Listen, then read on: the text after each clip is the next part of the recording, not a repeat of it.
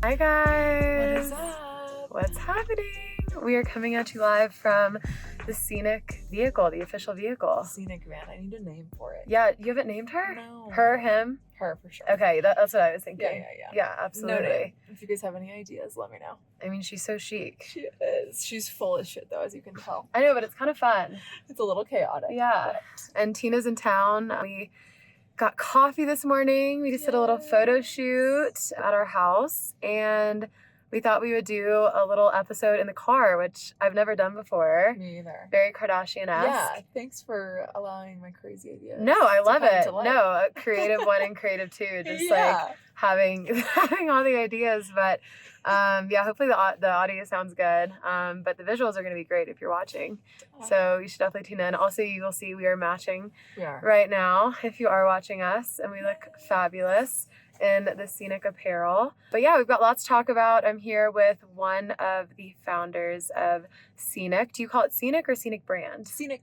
Okay, cool. Yeah, Seniq. just the website. Yes. Yep. And it's Seniq. So at first I thought it was called Seniq. Everyone. Yeah. Yep. They think like unique. Yeah, unique the Seniq. The Q throws them. But it makes so much more sense that it's Seniq. Yes. Like, yeah.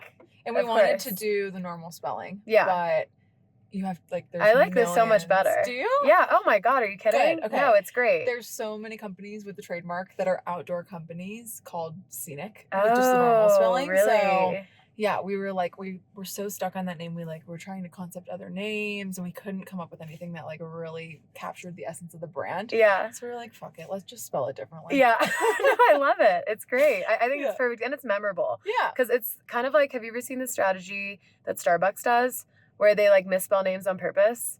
Well, there's a study. I don't know if this is why they do. I haven't seen that, but there is a study that like brands that have made up names are like, I don't know. There's some sort of like likelihood that they're successful. Really? Yes. Yeah. Interesting. I learned this from the founder of Spanx on her masterclass. Yeah. Sarah Blakely. I was in an Orange Theory class with her once. Shut up. When I was in Atlanta, and I ran out after her. And like introduced myself and gave her my card. This is when I was like right out of college. And I was like, she was so nice.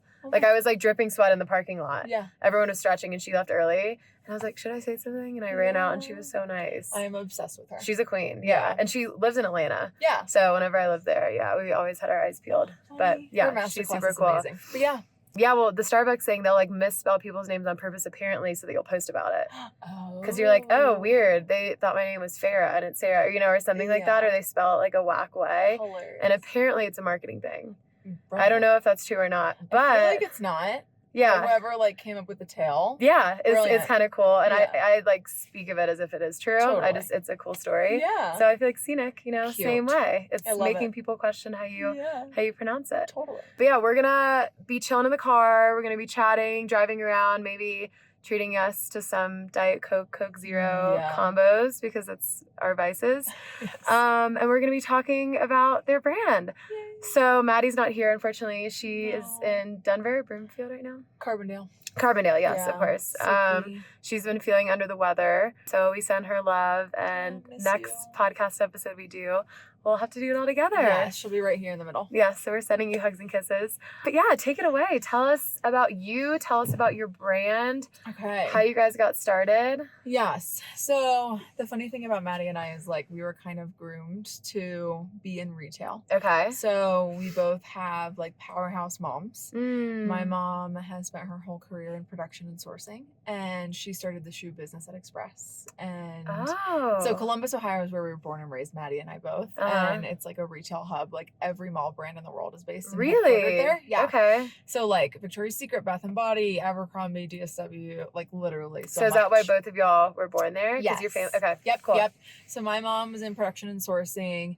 Maddie's mom is in finance for corporate retail. So just like, perfect I pairing. don't know. Yeah, those were like the dinner table conversations that we grew up with. So it's just so natural. So Maddie and I have known each other since high school. Wow. Yeah, we went to college together. Okay. We had our first jobs at Victoria's Secret together as merchants. It was so sweet. Wow. And we were on the sport team. Okay. So that was like a little tiny like underdog team within $1 billion corporation. So that kind of like gave us our first taste of like being the underdog and like not having all the resources and Yeah. like it's almost like a startup within a bigger brand Sure. you like have to fight for marketing dollars and like just all this stuff. So learned how to be scrappy there, and then also fell in love with building activewear. Okay. So like got to go to Sri Lanka and like see legging fabric being made. Wow. And see like bonding machines and laser cut machines, and just like totally opened my mind to like, of course I absolutely love fashion and runway and ready to wear, but developing and working with product that has an end use is so fucking fun. It's like so much more interesting. Do you mean an end use, like a purpose, like with the activewear? Exactly. Okay. Yeah. Like it not only needs to like look good and fit, but it needs to perform. Yeah. And finding something that marries the two. Yeah, exactly.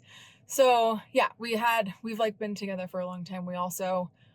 I moved out to Utah to work for Backcountry to develop their in-house brand, the Backcountry brand. Okay. And Maddie was in a job at the time that she wasn't loving and wanted to pivot, and she's a huge skier, and begged her to come to Backcountry with me, and she did. So she was buying for all of the women's brands, so like Patagonia, Helly, North Face, like all the stuff. Cool. While I was working on developing product. And that was the first time that we actually got to like live in the mountains and actually need to wear gear that would work for us. Oh, interesting. Because like in Ohio, there's no mountain. You can wear outdoor gear, but like you don't actually have to put it to the test. Right. You don't get the chance to. Yeah. So where were y'all in Utah? Salt Lake. Okay. Yeah. Cool. Yeah. We were working in Park City, and then we lived like right down the valley in Salt Lake. Cool. So it was just eye-opening. Like we were like, holy shit, like there is a whole like community and culture of girls who are like buying product that they don't really want to buy and they don't feel good in, but it performs for them, so they have to wear it. Yeah. So it was really like that was a piece of the puzzle that kind of was the driving force for us to start something. And then the other piece was like I had an ACL repair surgery, and my mental health was like totally shot. So was my physical health. Yeah. It was a really gnarly one. Like I didn't walk for like 4 months. Yeah. And, like it was bad. But I rehabbed my mind and my body through the outdoors. And I was just like,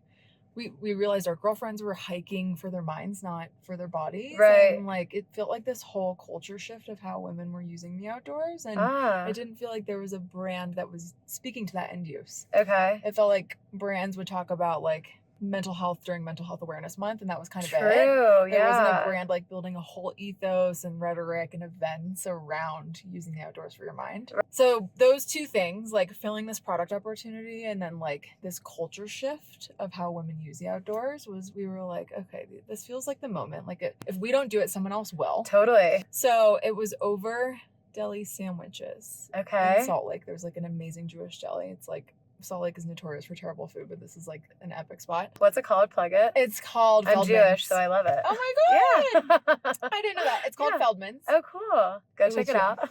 Yeah, it's amazing. And yeah, food is like my love language and gets my creative juices flowing. Totally. And so it was over sandwiches. We were like, okay, we were like, shit, life is about to get really serious. Like we're like making our way towards our 30s. Yeah. Like, marriage conversations, like just like things are getting really serious. Yeah. Let's like do this before we can't. And she was like, we went home after that. I put product ideas down on a PowerPoint and I sent them to her, and she was like, fuck yeah, we're writing a business plan on Sunday. Like clear your plans. And the minute we wrote the business plan, the universe started like chucking things our way. Like, I mean, and so clearly it was meant to be. It was like the floodgates open. Exactly. Yeah. Holy shit. So that's a story. That's like how like our backgrounds just totally like prepped us. Yeah. No, that's beautiful. I love that. And the fact that you guys have known each other for so long. Yeah. And I even think about conversations with friends, you know, I just turned 30, and like as that changes, like you're morphing into like actual human beings. Like you went from high school to now you're talking about marriage and kids and all the things and big girl things. So you're like, if we're going to do this, let's fucking do this now. Yeah. Because like it's not, I mean, like starting a business, as you know, like you have to blow up your life. Totally. Like you have to be ready to like blow it the fuck up. Yeah. So having anything or anyone depending on you, you know, you kind of need to like do it. Yes. Before that. Totally. Yeah. When you can take the risk. Yeah. Now was the moment. So yeah, we have no idea what we're doing, but we're just like going for it. No, you're fucking crushing. It's so exciting and so cool. And I'm happy that I found you. I mean, I didn't find you at the beginning, but I found you, you know, in the last like 6 months. And seeing how far you've grown even from then is insane. Like you guys are exploding. And I want to talk about all that. But first, I want to talk about the two you know, yin and yang of your why. So you mentioned seeing a gap in the market. Did you feel like that was a gap that you two experienced, you and Maddie, or was it something that as a buyer, as working in like a retail space, you were seeing women like not really finding what they were looking for, or like what? Both. Okay. Yeah, it was this perfect, like, we firsthand had an experience of it. Like, I don't know, there's no brand that makes the silhouette that I'm looking for with like the performance capabilities that I need. Right. Like right now, today, it feels like the outdoor industry is like, brands are either super uber focused on trend or they're uber focused on performance. And there's really not many like standing for both. Yeah. Okay. And there's no shame in that, but like, I just think there's this whole pool of girls who aren't being serviced. So yeah, like firsthand experiences, like I just literally couldn't find a hiking pant that I like absolutely loved, wanted to wear to the brewery after. Yeah. And like it held up, it had all the pocketing solutions, it like was water resistant, like just all the things. And the hiking pant was like kind of, the muse for the brand. Okay. And that the pant we've developed, our trail mix pant, is our best-selling style. Oh, so it's cool. like, it's cool to see that come to life. But yeah, it was like firsthand experience, and then also the data from just at our jobs. Like we've been, I worked at Outdoor Voices before backcountry too. Oh, cool. So like, you have a ton of background in the space. Yeah. Which Outdoor Voices is like not the most hardcore. Yeah. You know what I mean? True. Yeah. But it is like, it is girls who hike. Right. And they're not like doing 14ers or like overnight stuff, but they're getting out there. Often. Well, and I feel like it at the time it launched, it was pretty disruptive, like in the space. Yeah, exactly. Like then, you know? Yeah. So yeah, I've been like studying this consumer. Yeah. Like unintentionally. You know this consumer. Yeah. You know it well. Yeah. Yeah. So it was interesting to have like the data validating, but also like gut feeling. Well, and I think too, and that's such good advice for anyone that has an idea or anyone that wants to start a business. I think number one, if you don't do it, someone else will. Totally. 100%. I'm such a believer that like the universe is like whispering different things into like different people's ears, and it's a person that actually does something with it. Totally. You know, we're kind of like funnels for that creativity and the ideas.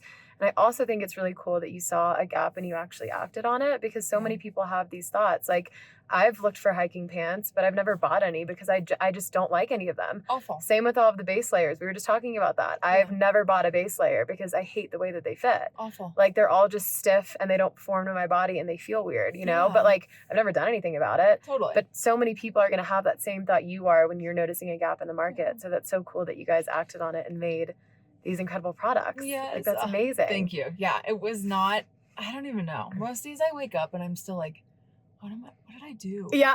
Like, you're still catching up to it in your head. I am. So it's like, just to even hear you like regurgitate it back to me, I'm like, wait, fuck, what did we do? You're like, okay, I guess I did do that. Yeah, we're like, oh my God, I guess we did act on it. But it was so obvious, just like, someone was going to do it. Yeah. And I'm just like, I'm not in the mood to be left behind. Yeah. I'm like, I love that. Yeah, we got to like capture it. And we're like, we're here to try to make a change. Well, and like, why not you? Yeah.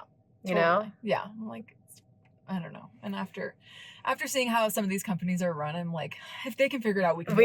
We can do it better. Yeah. We can figure it out. I agree. So then the other big piece is in the mental health space. Yeah. Which is really cool. And we were talking earlier just about your pop-ups, which we'll get into, and all the events that you've been doing. And really the purpose of this is the brand awareness and sharing your brand. And obviously you're very product, facing. Yeah. So you're like, sometimes we don't get the chance to share the biggest piece of this puzzle and the real reason why we're doing this. So I'd love for you to talk a little bit more about the ACL recovery. I also tore an ACL, so I feel you, sister. It was so horrible, but made me who I am, and ended up being so much good in my life. But it's a really dark time. And anyone that I talk to that has had an injury like that, I mean, you also have that mental piece where you feel so guilty for feeling so sad, and you feel so lost, and like, it always happens to people that are active, right? Because you're doing something active normally to tear it. So then your body is not allowing you to do the things that you love, which is really hard too. So tell me about kind of where you were and how nature helped you. So I had just moved to Utah. So it happened like 2.5 months after I moved. So it was like I moved in January. It happened like mid-Feb. And so it was like first time skiing out in the West. I'm a snowboarder. Yes. And how it happened was I had girlfriends visiting that weekend who wanted to go to Deer Valley. Deer Valley's still ski only. Yes. And I wanted to go too. And I was like, you know what? Like, I've been snowboarding since I was like in middle school. We did ski club, and like, I'm like, we didn't grow up in the West, but I can manage. And Yeah. I'm stupid and didn't take a lesson. So literally the first 5 minutes on skis, tore every ligament in my right knee. What? Yeah. First 5 minutes. What happened? Like, first run. Was it just like you felt weird? It was a really warm day. And it was Mm. like end of season. Was it like slushy? It was super sticky. Oh man. Yeah. So it was like this perfect storm. It was like snow, like conditions were shit. Ski didn't pop off, and like my body wasn't used to like my calf staying so stationary. Yeah, in a ski boot, because it's like totally in opposite. Snowboard boots, you really can wiggle. Yeah. So it was a perfect storm. Ugh. Yeah, it was really awful. Yeah. So it was like, yeah, first move across the country, like the mental health toll that takes on you. I was like already a little drained, and then like can't walk for the whole summer, and definitely wasn't able to like snowboard again that winter. Yeah. I knew that was just like super discouraging. So it was a really very dark place. But yeah, I mean, I ended up getting the surgery. Did you? Okay. Yeah. I know a lot of people don't. Okay. Yeah. So I ended up getting the surgery. I had to go under a few times before because I built up so much scar tissue. Did you wait a while or? So because I tore MCL, they wanted that to heal on its own. And then do the ACL? And then ACL meniscus. Yeah. So they had me wait like 2 months. And then after that 2 months, I built up so much scar tissue that I like was locked up. So I had to go under, and they had to like crack through. They didn't open me up, but they like literally bent my knee and like cracked through it. So I had to like get my leg moving again before they could go into surgery. So it was just like a whole thing. I just like couldn't walk for all summer. That's horrible. It was the first time in my life that I'm such a like 1,000 miles per hour girl. Totally slowed down. Yeah. I've never like paused. And it was like shocking and terrifying, but now I like totally understand how important it is to like slow down. And then through the recovery, like got the surgery, was moving my body again, like in PT, but also just like really gentle hikes. Okay. Like Salt Lake, you can access the most beautiful hikes within like 15 minutes from your front door. So it was like where I was going to just like get out of PT and like get a change of scenery. Right. And yeah, I realized like there's such a tightly linked connection between mental and physical health. And I was rehabbing both at the same time. And the outdoors was the place that I felt like really had the biggest effect on both. And started making friends there, and realized like we were planning hikes, not really even on the weekends, but more after work to like have a decompress sesh or like a therapy sesh after work. Totally. That's when like Maddie and I were just having a conversation about that, because it's hard. Like she moved across the country too, and like I don't know, it was like a few years after COVID, mental health was like not fully back to full bars. Yeah. So just came to all these realizations and had a firsthand experience with rehabbing my own mind, and wanted to share that experience and like just that advice. Like the outdoors is our most accessible mental wellness tool. Yeah. And therapy's super fucking expensive. Yeah. And not everyone can afford it. Right. And so it's like an amazing reminder that like, honestly, I think sometimes just like getting outdoors is like more effective than some therapy sessions I've had. Yeah. So it's just like, it's nice to share that reminder with girls and try to encourage them to prioritize their mental health, because I think women they're so expected to like be everything and do everything, and I don't think there's many people or brands that make space and allow women to like slow down and pause and be like, no, it's okay to like prioritize your mind, it's okay to stop. No, that is so true, and it's a whole nother angle. And I also think with therapy, because that is definitely like a buzz thing right now. It's like try therapy. I think number one, it's so expensive. Number two, the barrier to entry is so daunting, because you're having to like share your deepest, darkest secrets with this stranger, and then you might not click with them, and then you have to go like most times you don't click. And it's so freaking hard. And all of these like apps that make it accessible have these like shitty therapists on it. Like I have like horror stories. Horrible. And I love that you said that, because nature is such an accessible thing no matter where you live. Yeah. Even just like going to a park in a city that you live in or in your Yeah. neighborhood, it doesn't have to be anything crazy. Yeah. And it's shocking that like even just like laying in the grass and looking at a tree, or like I literally will touch trees when I'm Yeah. on hikes. Like it's Yeah.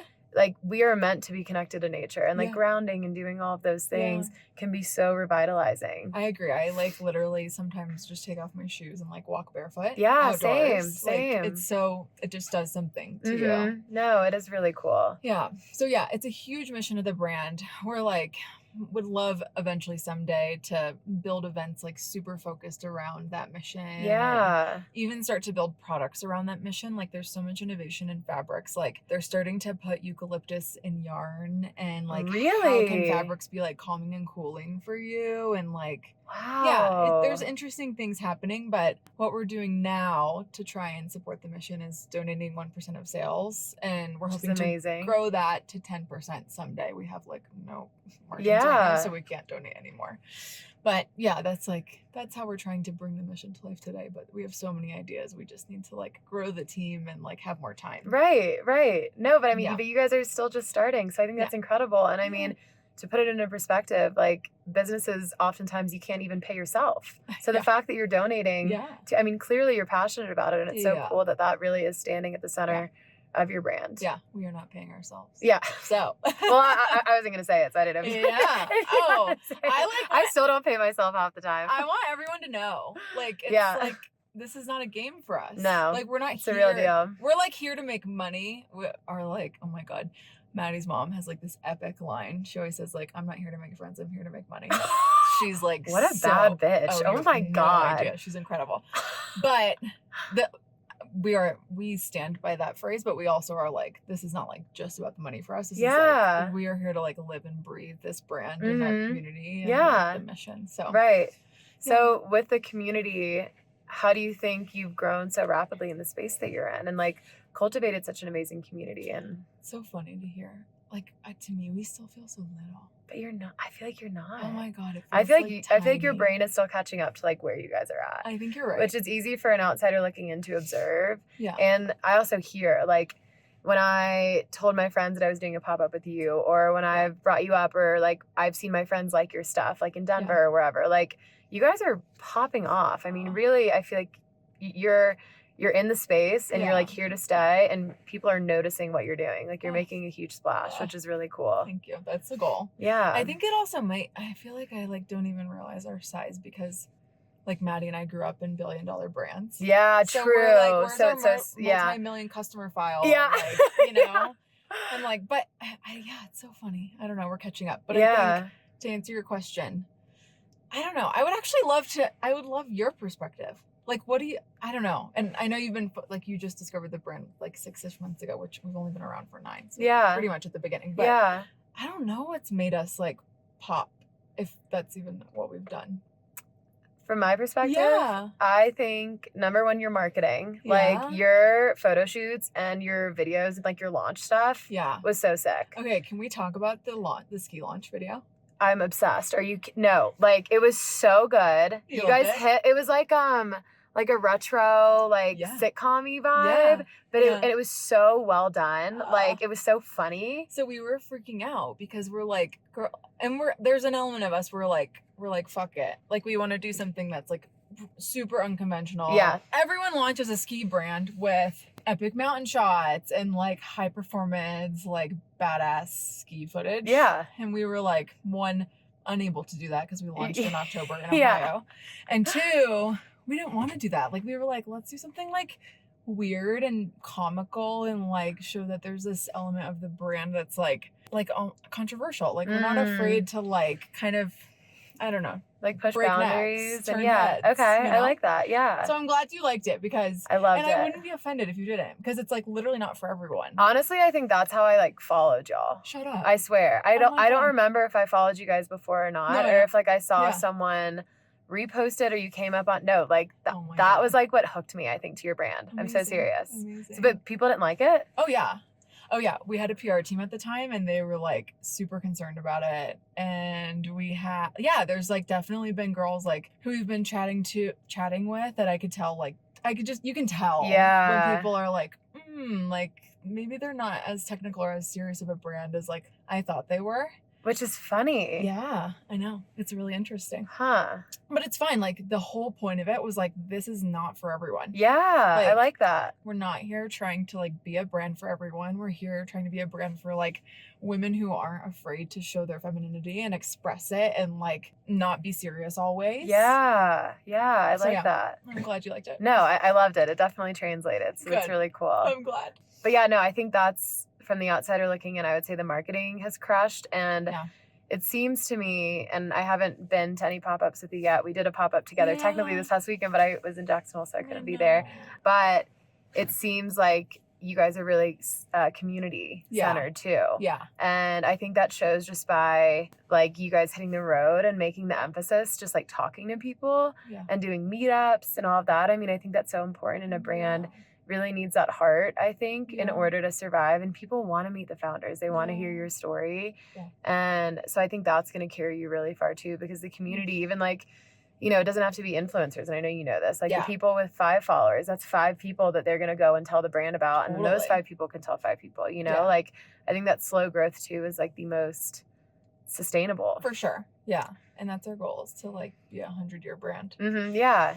Like no, it shows. Pop off and then get out anytime soon. Well, I also like the idea of not appealing to everyone. I think that's really important. I think the brand that tries to be everyone's brand is going to miss the mark for everyone. I agree. Because if you too broadly try to appeal, you're not going to hit that like niche pressure point on anyone really. Yeah. So I like that too. Yeah. I couldn't tell you one brand other than maybe Costco. That appeals to everyone. Yeah, true. Or like Diet Coke. We're just like not a commodity product. And it's like, we want to stand for something. We want to make a statement. We want to have like a reason why we're creating things and who we're creating them for. Right. So yeah, that was and the way we launched the brand in March was with Hike. And like I go back and I watched that launch video and it was like, it wasn't enough of a statement for me. I don't know. Like that was Maddie and I's biggest feedback for ourselves, was like, we were like, what does this really say? Like what are we trying to say with this video? Interesting. Like what do you want people to feel? Yeah. Okay. Versus like, that's why we took a 360 or like a 180 approach with Ski. We were like, we want you to like feel something with this, whether you like fucking hate it or love it. Yeah, you know? Totally. Well, and I think if you don't look back at a launch video and think like, what the fuck was I doing? Are you growing? You know? Totally. Yeah. Like I think that's a great milestone. We're our worst critics. Yeah. We're always like, fuck, that could have been so much better. Or like, you know. No, but I think you guys did an amazing job, and it's crazy to think that you just launched in March. Like I seriously cannot believe that. I know. So going from the PowerPoint and the Sunday clear your schedule or making a business plan, what did we do next? Like how did we get to where we are now? Yeah, so that was January of 23. And then I'm trying to think, seems like a lifetime ago. We pretty quickly started asking around for any designers looking for work. Okay.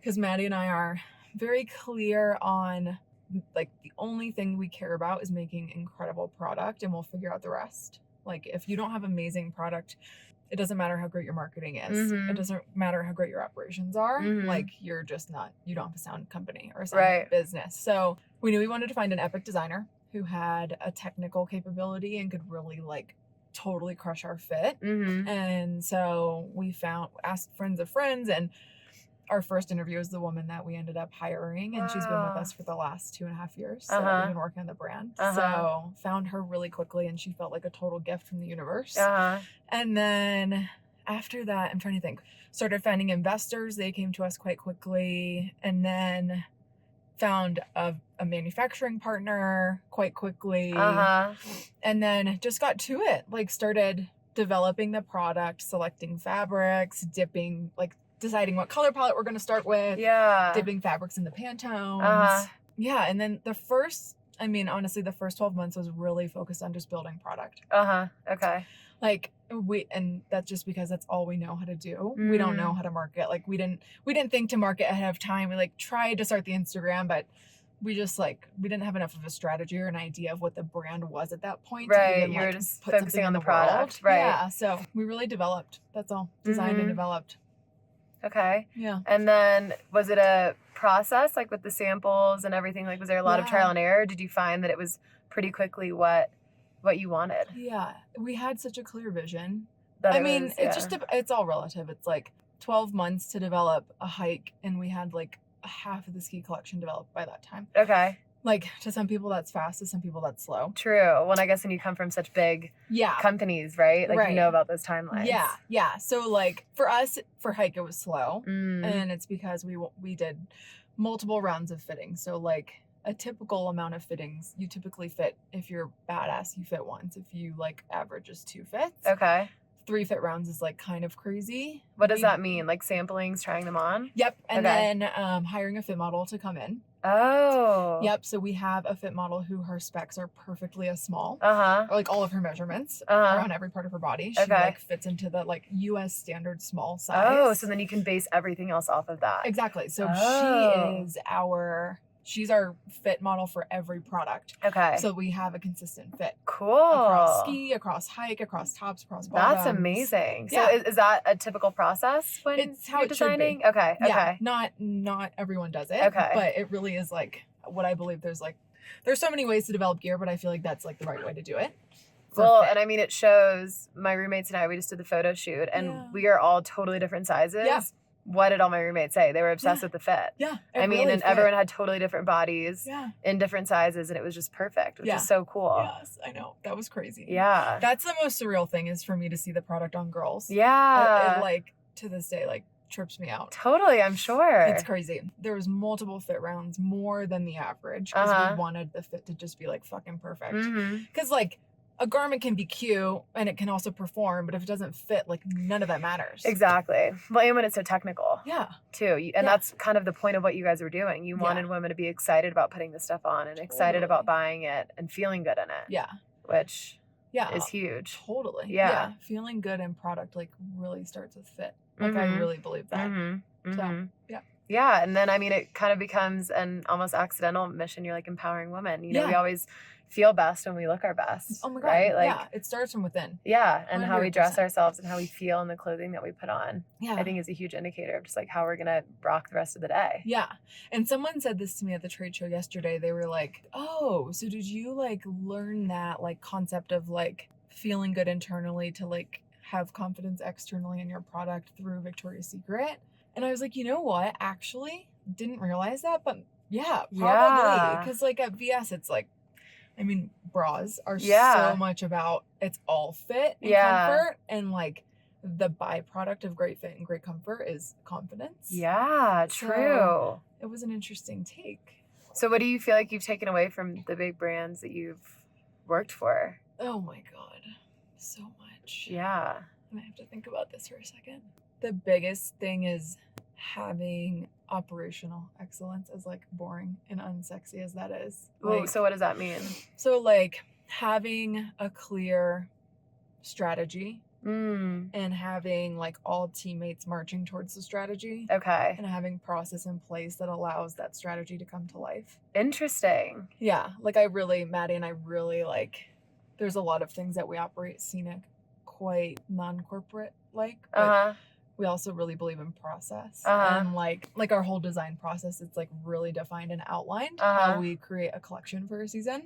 And I just believe like forcing yourself to go through certain like exercises essentially at each of the like steps of the development process is really important. So interesting. Yeah, it's boring. But, no, it actually isn't. And I'm curious if you have any advice for smaller brands or like other apparel brands like me, for example. I was telling you how something that I really struggle with is the timelines. Is designing in advance because I get so bogged down in the current that then I look up and it's already like wintertime and I'm like, fuck. Or, you know, so having a calendar. Yeah. So like how does any advice for someone needing to implement a little more corporate? Yeah, I would say like, and I'm happy to send you ours too, but like Google a like production sourcing development calendar for apparel. Oh, okay. And it's so like you'll look at it and you'll be like, duh. And you probably already do this mentally, but it's not written out somewhere, and you're not putting yourself calendar reminders to be like, oh, today I should think about creating a color palette. Yes. Tomorrow I should think about dipping those fabrics in those colors, like, you know what I mean? So yeah, I think like just building yourself a sourcing calendar, it's a game changer, especially when you work in multiple seasons at the same time. Right. No, and I like that too, because I've never had a corporate job, Yeah. so I'm always all over the place, and Yeah. I'm more naturally creative than I am like very stringent. Yep. But as ADD as I am, I'm big on to-do lists. So I have Yes. weekly goals, monthly goals, and daily like things that I try to do. It's the only way I'll remember to do anything. I love that you post And them. oh yeah, I always share them. Love it. Yeah, it's everyone's always stressed by it. They're like, "How are you doing this much?" You guys should do that too. I'm sure people would love to see Oh my God. the process. And you don't want to see mine. I mean, mine this week was literally like cry in car check, because when I had my panic attack about the hoodies. No, but it's fine. But anyways, I think I do need to implement more of that, because the sourcing and like the creative, I'll try to like remember a time to just sit down, and then I like get on Pinterest, and then I like look back at all the screenshots and my notes of like random brainstorms, and like it's very chaotic. Yeah. So to do it in a more methodical way, I think would help me just like get it done in time and just take little bites instead of trying to sit down one day and do everything all at once. Yeah. And as a creative, it's like process can actually be quite freeing, because it's like it forces you to sit down and be like, okay, let's just like use this time to dump all of my ideas and like archive it and make sure I save it in a folder so I can like always go back to it. Right. Versus like my natural brain, which I don't know if yours is like this, but it's like I'm constantly pulling inspiration from a million things, and I like, have a hard time like reining it all in one place. I do too. Yeah. So it's a calendar is like, it's everything for a creative. Yeah. It's like a make or break. I will definitely get you to send me yours. I will. Yeah, that would be really, really helpful. Yes. That's so cool. I would say that's the biggest thing I've taken away. And then also just like getting to know the outdoor consumer. Like that is just like invaluable knowledge that I've gained. Because people talk about that, like you have to really picture your consumer in order to best serve them. So what do you picture when you picture your customer? She is a yoga pro. She's either like just graduating or has been out of school for a little while. She's starting to make money. She has some disposable income. She's like, life is on her terms. A lot of our girls actually live, well, now that we launched Ski, there's like a lot of mountain town girlies, but Hike was a lot of city girlies. Interesting. Yeah, so girls who wanted to wear the product when they would travel to go hike on summer vacation, but also wanted to wear it in their city. Oh. Yeah, so versatility is like a huge need for our girl. Yeah, and just like, I think our girl too is someone who the outdoors is a huge part of her life, but it doesn't completely define her. She's like interested in culture and the arts and restaurants, and like she's so much more than just an outdoor girl. Yeah. She's like this well-rounded, like has a career and is hungry and wants everything out of life. Yeah. Like work hard, play hard. So that's what I can picture her. Yeah. I love it. That's amazing. She's you. Yeah. No, I'm like, I think that kind of is me. You're like, oh. I'm like, wait, me. Not like I'm wearing it. It's magic. Yeah. No, that's so cool. And yeah, I think that is like just such an important concept. You have to make sure you know who you're marketing for, because if you're going into it blind or know who you're creating for, then it's hard to really have a clear vision on the product. Yeah. But we also don't let that like, I don't know, hold us back. No. We're like, you know what? Like we're designing a backcountry kit next season. Yeah. Like it's a pretty serious style that like the girls who don't live in mountain towns probably won't buy into. Right. So it's like we still dabble, we still test with like other customer demographics and see like what works. But I will say though, I think that is a very slept on market. Like the mountain town girls who don't like the super, like we were talking about the Skims launch. Yeah. And like the very fitted, tight, like cropped puffy jacket to ski in. Yeah.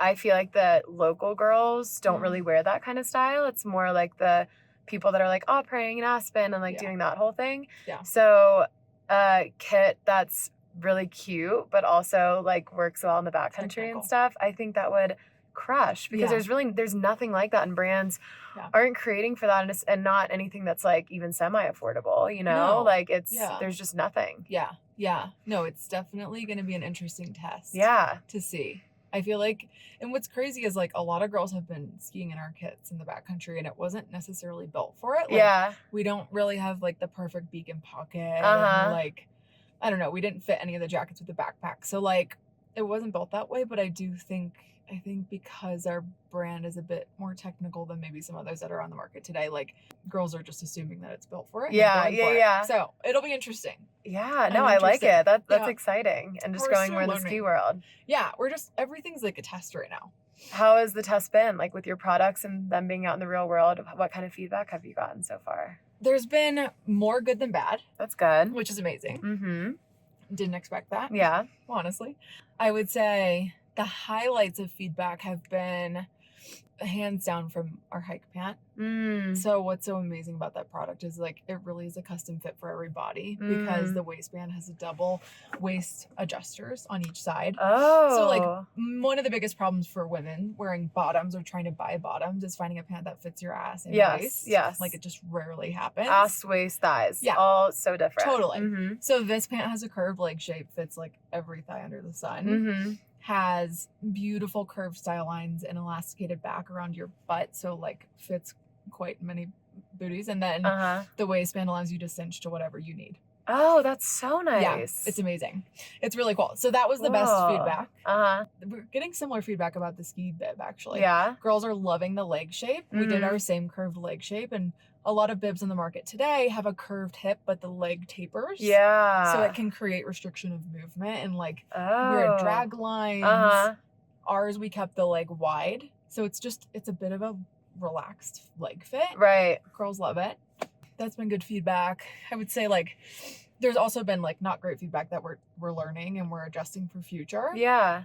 On the trail mix pant, the fabric, or I should say like the trim that we used for the adjusters sometimes can slip. Like it doesn't always hold perfectly tight. So we updated to a wider trim so that it holds. Yep, in the future. What else have we updated? I'm trying to think. We're getting a lot of feedback about girls wanting longer length inseams in our hike pants. Like there's a lot of tall girlies out there who aren't serviced. Okay, interesting. So that's something we're developing into. Yeah. Like there's some girls over, I would say like 5'9" that really don't feel comfortable wearing our pant because we have a 26-inch inseam, which can be short on someone that tall. Well, that's cool to hear that there's a need for it. Huge need. Yeah. So everything is like feedback right now. Yeah. And you're just like taking it all in. Yeah. And just trying to make the product as amazing as it can be. Yeah. I think our average reviews are like 4.9. Like, and we don't have thousands. We have like probably around 50 reviews across all products. Still. But yeah, that's huge. People are like not biased or paid to give those. So right. I think it's good. Well, Soph was just saying that because she, one of my friends that was in the photo shoot has a huge ass. Yeah. And she also likes a more baggy fit in the leg. Yeah. And her other bibs that she has, I can't remember what brand they are, but she was saying that like they just don't fit her right at all, and they're like baggy, but like kind of weird baggy. Like they give you kind of like a saggy butt. I don't know, it just like doesn't really fit right everywhere. Well, a lot of girls have to wear a belt around their bib. Yes. Yeah, like that product was developed, I think, because the bib sucked so much. Like literally, they didn't fit anyone right. Yeah. Like if you want it to go over your ass, you have to wear a belt. Which, like, that defeats the whole purpose of a cute bib. Exactly. So yeah. Well, and the versatility of like you were talking about your customer being the city girl and also the hiker, then that also wants to wear it in the city. It's like, wanting to wear your base layers and your bibs to opera. Yeah. Like you want to look cute after the mountain because you're just stripping off your jacket and drinking like in whatever it is that you're wearing. You're not going home and changing. So that's something to think about too. Yeah. No, every product should have like multiple end uses. Yeah. It just has to. No, I love it. Yeah. And what was the idea behind your whole Seniq road trip, and how did we land this vehicle, and how did we start? God. So backstory is like when I worked in corporate, there were like all these amazing people to look up to and to learn from. And when you're running your own business, there's no one. Yeah. So I really believe in mentors and like continuing to expand my own mind. And I don't have many mentors at the moment who's gone through building businesses. It's just like not my circle. So I signed up for masterclass. Oh, okay. And the Anna Wintour masterclass like totally like changed my world. Really? And after I listened to it, Maddie and I like sat down and we just like talked in depth about what we wanted the ski launch to say. And like that ended up helping us create the idea for the marketing video. And we were like, if there were no rules, like how would you like get this product out into the world and introduce it after launching a social campaign. Right. And the immediate answer was like, we would go on a road trip and like bring it to as many resorts and like mountains as possible. So it was just that as simple as that. Wow. Like just trying to like think with no rules and no limits. And then the car came to life. We were thinking we were going to like rent a van, wrap it in pink, sleep in it, and like vlog the whole experience. But we were working with a PR team at the time who was repping Ineos. And we came to them with our idea of like, hey, we're thinking about starting this road trip. Like, do you have any ideas how we could enhance this idea? And they were like, wait, what if you drive an Ineos? So it was like that simple. Like we made a pitch deck for them, and the head of their marketing department wants to be an entrepreneur, and he was so inspired. He just was like, okay, girls, I'm gonna figure this out. That is so cool. I love that. Yeah. Well, and it's again like the universe providing. It's like, clearly it's meant to be. You're like, oh, I have a car now. Like, this is too easy. Yeah. Like my husband and I, we like share one car. But I can like get a car for free. I'm like, you're like, huh? What? Yeah. So, yeah. It was funny. It was meant to be. I don't know. Just when you allow yourself to expand your mind and like reach a little higher than maybe you normally would, like just... You will be shocked what happened. I'm always shocked. No, well, and we were talking about that earlier, even just like asking. Like, you'll be shocked when like things just work out. Like, if you ask people and they're like, oh, yeah. And you're like, oh, really? Okay. Yeah. So with the Anna Wintour, was that where you got the, okay, let's think about this with no rules? Like, what were your takeaways from that were so The biggest one was like, she was talking about how she never writes a piece without, like, every piece, I should say it like this, every piece that she writes, she wants to make a statement with it. Never is she writing like just for writing's sake or just because everyone else is. Right. Like she's always trying to like make some sort of statement, cultural statement about what's going on. And I thought that, I don't know, like before I had heard this, I was just like going through the motions, so focused on like trying to bring this product to life and like be able to sell it, like focused on the wrong things, like sort of like fear-based focus, like trying to make sure we built product that like was gonna fit everyone and was gonna sell, and like instead of focusing on like why am I doing this and being able to communicate that to the world.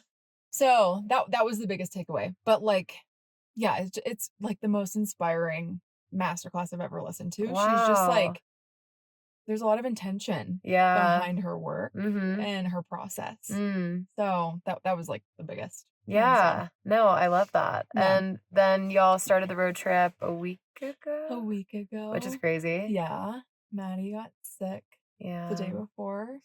And my husband booked a flight at 9 p.m. before the 5 a.m. flight. So we got like 3 hours of sleep. I know. God. Yeah. So that was very nice of him. But yeah, so we flew from Ohio to Colorado Springs to pick up the car. Okay. I had to learn all about it because it's like a total spaceship. Yeah. I mean, this thing is like, it's nice. It's ridiculous. It's rigged. It is.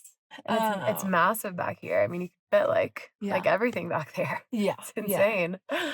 And then, after that, we went to Carbondale, popped up at our first ski shop. Okay. Which was awesome.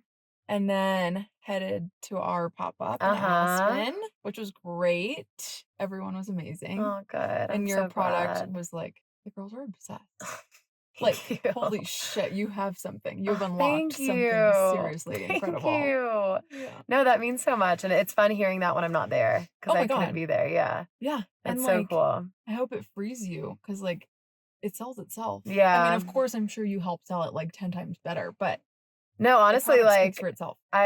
What's cool with working with Gloria, the girl that I've been working with that we were talking about earlier, who's fucking amazing, is I was talking to someone about this and they were like, because I was so worried about like, okay, what if they don't sell it like I do? And they're like, well, maybe they'll sell it better than you do because they're like, they love the brand and they didn't even create it. So they might be able to sell it to someone else that also didn't create the brand, you know, like in a new, fresh way, which is kind of fun. Yeah. Different perspective. Yeah. And she like, oh my God, did she sell it? Yeah. Oh, I mean, she's amazing. Like Cooper, Grace, and I were like cracking up when she has these like one-liners that she would get people to buy from. And we would sit there and be like, we literally said to each other, like, she is an amazing saleswoman. Yeah. Like, I think she's like, that is her calling. I love that. No, that's so great. I'm so glad to hear that. Yeah. I am. Yeah. So that was That's been by far my favorite day. Yeah. Of our road trip. No, It I'm was so much happy it fun. worked out, and I'm so Yeah. happy that like y'all were able to meet, and like Grace and Cooper and all them, because they're I amazing. Yeah, know. They were wonderful. that was cool. Yeah. So yeah, where did we do after that? We went to Copper after that, Oh yeah, which was yeah. so fun. Uh-huh. And then went to Broomfield for the Luck trade show. Oh yeah, yeah, that you guys Yeah. are doing now. Yeah. And that's more of a wholesale. And we talked about this. So Yeah. obviously you guys have retail, but Yeah. another huge focus is wholesale for y'all, which is cool Huge. because you have this experience Yeah. and you have these connections Yep. from when you were working your corporate jobs. Yeah. Which is incredible. Yeah. Yeah. And it's like a major marketing initiative for us. Yeah. Uh-huh. Like customer acquisition costs are just through the roof. Mm. So it's so much better to lean on REI buying the customers for you. Right. And you Right. just like being there. Well, but it's such a testament to you guys that REI wants to buy the customers for you. I mean, Yeah. you know, that's a huge deal. It's hard to believe. Yeah. I'm like, what? It's you sure? insane. Yeah. I'm like, this whole thing? Yeah, are you sure? Yeah, it's very exciting. So yeah, that'll be a huge expansion over the next 5 years. Okay. And so that trade show is how many days? 4 days. Okay. Monday through Thursday. Epic brands are there. Goldberg, Jord, Half Days, Bogner's, really beautiful, like premium luxury ski brands. Cool. Yeah. Cool. And how's it been going so far? Good. Really good. So our busiest days, I would say, are Wednesday, Thursday. Okay. So we have like you pre-book appointments. Oh, okay. Well, that's kind of nice and you know what to expect. It is. It's really nice. Yeah. It's not, some trade shows are like, buyers wander the halls. This is not like that at all. That's really nice because these are the only ones I've been to. Yeah, so that's cool. This is a very like intentional show. Mm-hmm. So yeah. So the trade show's been going really well, and then you guys still have a few more stops on your tour. Yeah, a few more stops after. So we're gonna stop at Steamboat. Okay, we're doing a meetup there, right? Yep, meet up there. We're going back to Aspen for the Warren Miller tour. Yes. And then Sunday, going to Butte and Co. Crested Butte. Oh yeah, and that's where you end your travels, right? Yes. So how do you like the chaos of like living out of a suitcase and kind of bootstrapping it, or are you like I'm one and done? No, I love it. Oh, that's awesome. That's awesome. I really like it. Yeah. I don't know. It gets me away from like when I'm home, I'm like glued to my screen. Yeah. Whether it's like phone or computer. So this just feels like a really yummy like reset from that. Well, and it probably just breathes life back into what you're doing. Yes. You're getting to interact with people and like seeing other people get excited about your stuff. Oh my God. Brings you out from that. Like sometimes I feel like we put our heads down and just get so laser focused on like the process and what we're doing. Yeah. But then seeing the reason why we're doing it in real life is so cool. Oh my God. It is like gives so much life. Yeah. It's like the only thing that keeps me going. Do you think it's hard managing a more outdoor brand from Ohio? Like, do you wish that you were more in this space more, like back in Utah or anything like that? You know what's funny? I mean, I thought it'd be harder than it is. Do I wish we were out here? For sure. Right. I mean, being able to like take the protos and the samples and like wear test them and field test them live would be so incredible. Sure. That's the one thing that I think we're missing. That is probably the reason we will move back out to the mountains. Yeah. But like after COVID, the world has become so comfortable with like developing and working over a computer that there hasn't been as many guardrails as I expected. Yeah. And I also think like because we're not based in a mountain town, we are attracting this girl who like also is not necessarily in a mountain town. Yeah, like, that's true. Yeah. And like our references for our aesthetic is not always from like the mountains. Yeah. It's a lot from cities. It's mixed. So we're pretty confident we're gonna come back out to the mountains, but there's no like super major sense of urgency. Yeah, in due time. Yeah. Yeah. Eventually. Yeah. Well, in the meantime, you get to take this thing around. That's right.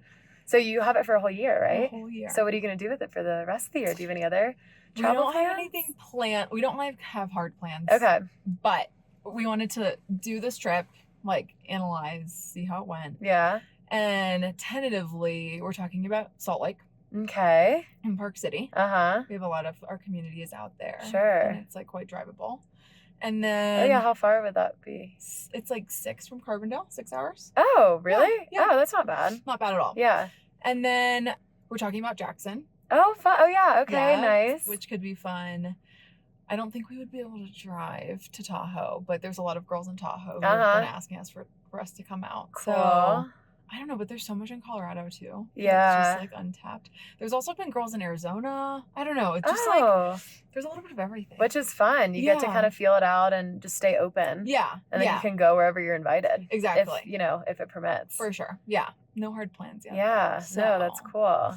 And then you've just been working on, wholesale. You've been working on next year's stuff. Yeah. So what can everyone expect in the Yes. future from you guys? So spring 25, we're expanding the trail collection. Okay. So we have these beautiful pieces that are built.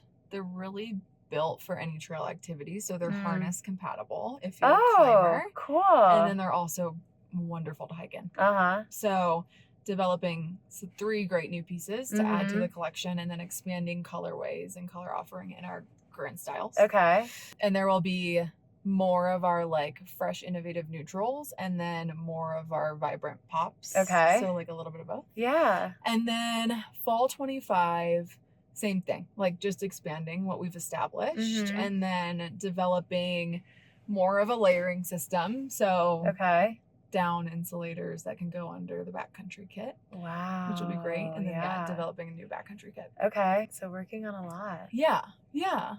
And then fall 2025 was like an expansion year. And then 2026 will really just be like not much about new products, but more just about like expanding distribution and like broadening the color offering. Yeah. So 25 is really like it's gonna be I'm like, I can't even look at the product right now. Like I just want it to come out. It's so strong. Yeah. Oh my God. Well, you were showing us pictures and it looks amazing. Yeah. It's like the purest representation of what I think like Seniq is. It's like we I don't know, we started this brand. I don't know if you feel this way. We started the brand and like have been also developing the brand as you go. Yeah.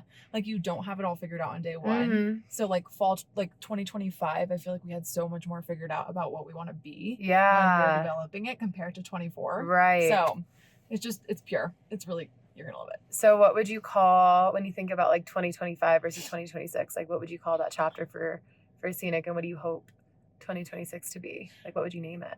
Ooh, I love that question. I feel like 2025 was like the year of innovation. I mean, I think we'll always have a sense of innovation in all of our product, but I think the best companies do. Yeah, it was really like we like pushed hard on like developing things that we've like been dying to have ourselves. And then I think 2026 is probably going to be the year of like growing up, like, because at that point I think we'll have a pretty broad assortment, and that'll be hopefully our second or third year with some major retailers where like businesses will start to get quite serious. And like probably the year of like having to hone in on operational excellence again and like create new process. Okay. Hopefully hiring a team. So, scaling a little bit maybe. Yeah, exactly. Like I think like just like growing up, being a big girl. Growing up. Like the first 2 years are like You're 16. Yeah, exactly.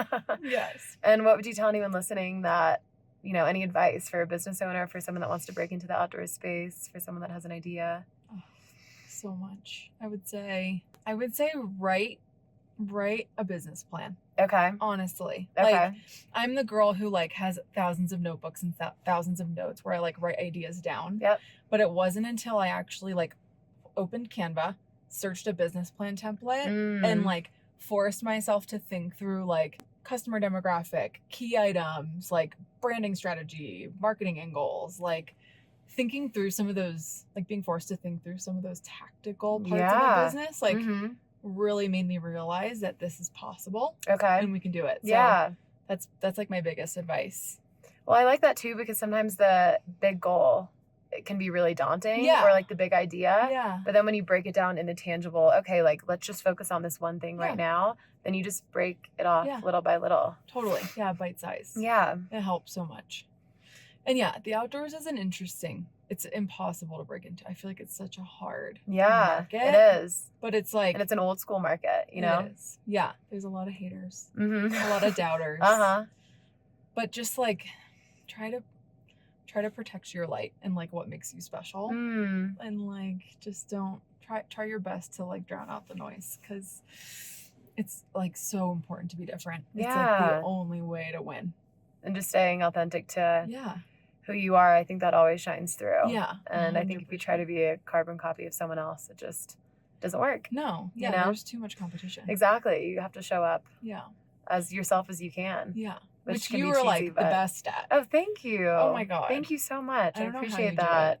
Thank you. I'm like learning. It's a muscle. No, it's honestly a muscle.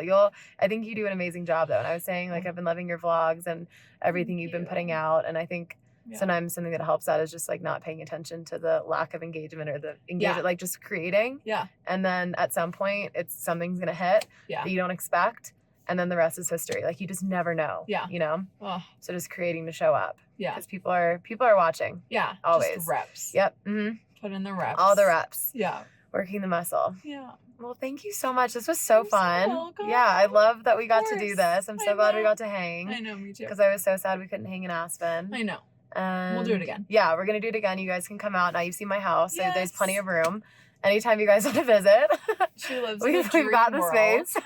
Dream world. No, this has been so great. So thank you so much. And tell everyone where they can find you. You can find me, not me. You can find Seniq on seniqbrand.com. And then where else? So we have a sold out on seniqbrand.com of the Froze pink Slopestyle kits. But if you're in Carbondale, Colorado, there is a new boutique called the Outside Society that has a few pieces left. Okay. And then Run, don't walk. Yes, run fast. And then the other place that we just launched is on Sporting Life's website in Canada. If you have any Canada listeners. There we go. I might. Perfect. You never know.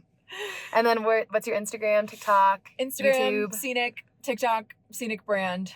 No YouTube yet. Well, I guess we do, but don't go. And then what else? LinkedIn? No. I just said YouTube. I don't know. I think I just said YouTube. Perfect. TikTok, Instagram. Perfect. You got it all. Do you have a personal account? Because I've looked for you. I haven't found you. Tina Thompson. Okay. Tina Thompson. Well, follow, please. Yeah. And thank you so much for listening to Raw Intentions. We drop new episodes every single Thursday. Please like, comment, subscribe, all the things. Tell us what you thought. If you have any questions, comments, concerns about this episode, or you just want to chat with one of us, my DMs are always open. I feel like y'all's are as well. We're both here for it. We love connecting with you guys. And go support local. Go check out Seniq. And thank you so much. Thanks, guys. Bye.